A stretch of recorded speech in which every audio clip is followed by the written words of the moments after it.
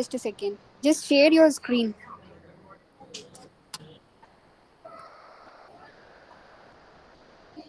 Mhm. Yeah, you can proceed, Ra. A warm good afternoon to one and all present here. This is the fifth plenary virtual session of Extramural Lecture Series. First of all, I thank the management for a wonderful opportunity to be in front of you. I am Girinath of second year BSc Information Technology, and I am going to take a topic which was about how to manage our time in college for students. Without any interruption, we can jump into the topic. Time management for college students. There is no mystery about managing time. Everyone have everyone have 24 hours each day and 168 hours each week to eat, sleep, work, relax, exercise, attending class and study. There is nothing magical about getting the most from these hours. It just takes planning. For college students, however, who have an unusual amount of choice in terms how they use their time, time management is especially crucial. Perhaps even more than intelligence, your ability to manage your time will determine whether you succeed or fail in college. Now, I will share some technique for time management. Use the 2 for 1 rule. The rule of thumb in college is to spend 2 hours each week studying for every 1 hour in class. For example, if a class meets 3 hours a week, plan to spend 6 hours studying that subject each week. If a student has 12 hours of class each week, he or she should spend at least 24 hours studying per week. All in all, going to college can take up as much more time as a full-time job. Actually, if you find that a class is quite easy for you, you may find that you can get away with studying only 1 hour per hour spent in class.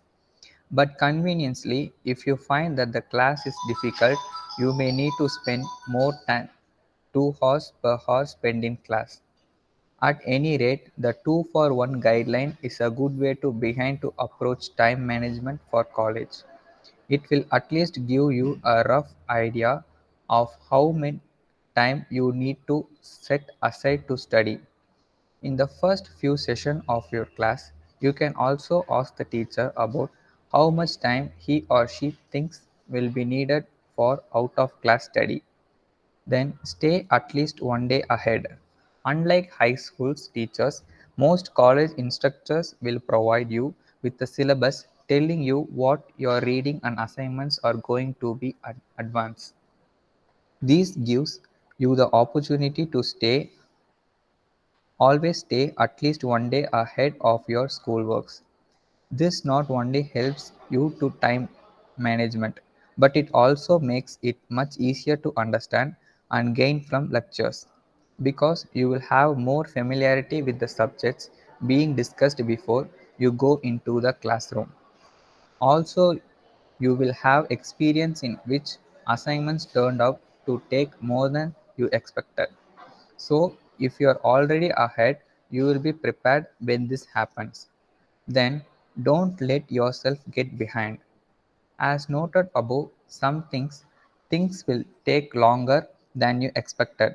You are probably get behind sometimes, but don't let it get out of hand. The problem is that if you get behind in a certain class, you may find yourself having too much to do. And in trying to get caught up in one class, you may actually get behind in other classes as a result. To avoid getting caught in this kind of negative cycle, do your best to avoid getting behind. And if you do not get behind, do your best to set aside from some times to get caught up or ahead. Studies shows that students who fail most often cite getting behind as biggest factor in their failure. So it is crucial to avoid falling into this trap. Plan ahead of major papers and exams. Some part of semesters will take more time than others, especially major exam and papers will take more of your time than you usually have to spend. It is a good idea to set aside more time for these things. You should set yourself a date to complete each task so that you can get the entire job completed on time. Then prioritize. In addition to school, a college student may have work, family, boyfriends, girlfriends, social life, housewife, hobbies, entertainment, and activities.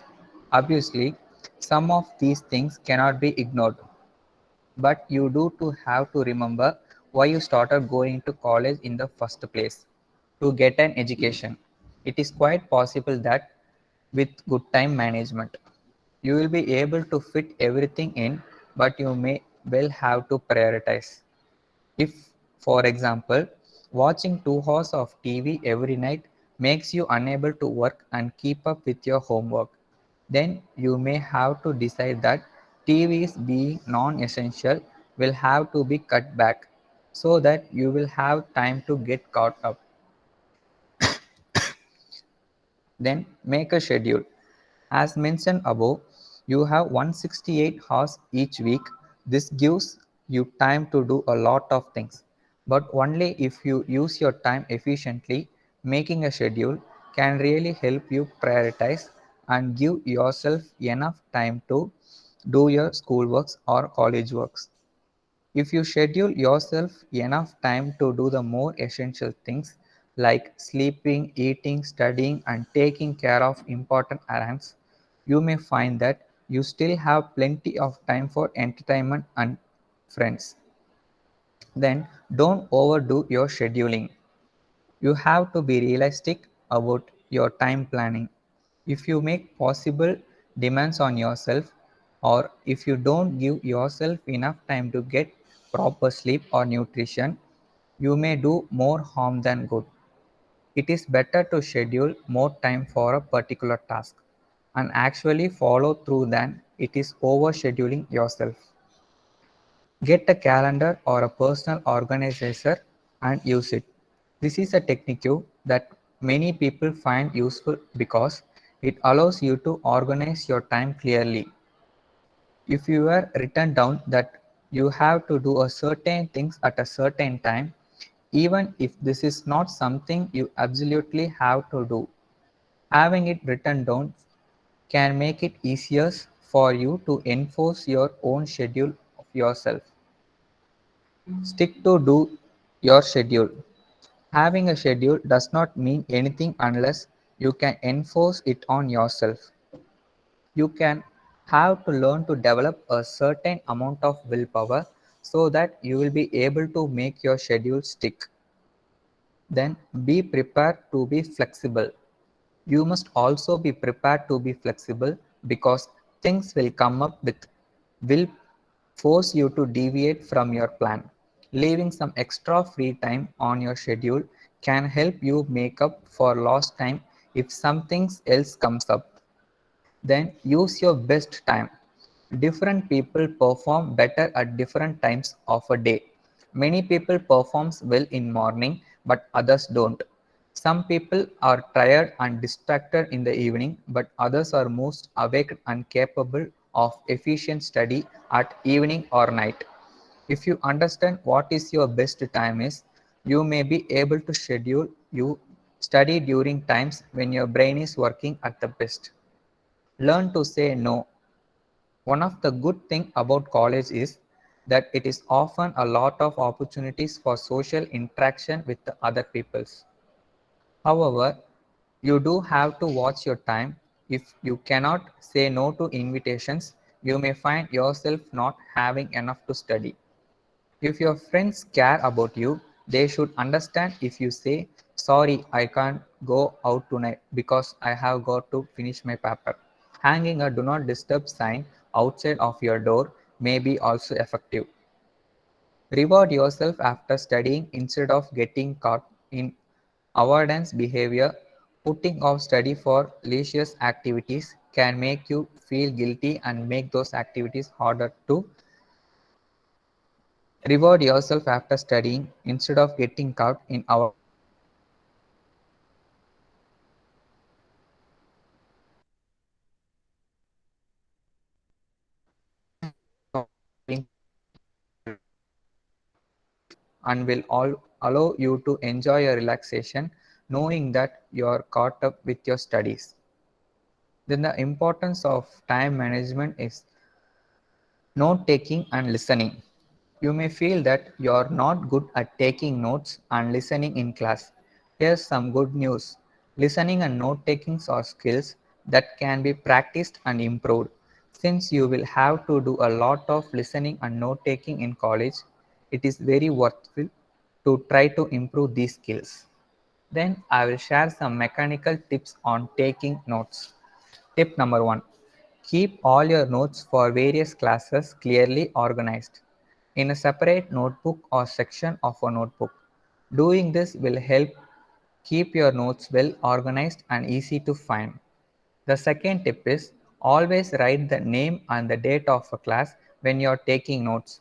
This is the another way to keep your note organized. Then the third tip is always use standard size paper for your notes. Using smaller papers may force you to cram too much information later, making it harder to read your notes later. Then the fourth tip is enter your notes clearly. Even if writing clearly takes more time than scrawling, it will save time later and it will also ensure that you are able to read your notes. Then the fifth point is use abbreviations. All subjects have standard abbreviation for special terms. Using this abbreviation will save you time when you are taking the notes. Then the sixth tip is box or circle all the assignments. This will make them easier to find later. Then the seventh tip is use a special symbol, for example an arrow mark, to mark ideas that the lecture emphasizes. Doing this will help you identify the important points when you review your notes later. Then the eighth tip is write down charts and pictures that the lecturer writes on the board. These can be helping learning tools and a useful addition to written notes. Then the last and ninth tip is write down examples and indicate them with EX. Clearly noted examples can also be helpful when reviewing your notes. Finally, I thank each and everyone for this golden opportunity to share some ideas about time management. Thank you. Thank you, Girinath. So I hope there will be no latecomers because they will schedule properly as suggested by you, and also for taking notes in a stipulated way. So it is good, Girinath. So thank you for the session once again, Girinath. So thank you everybody for joining. Thank you.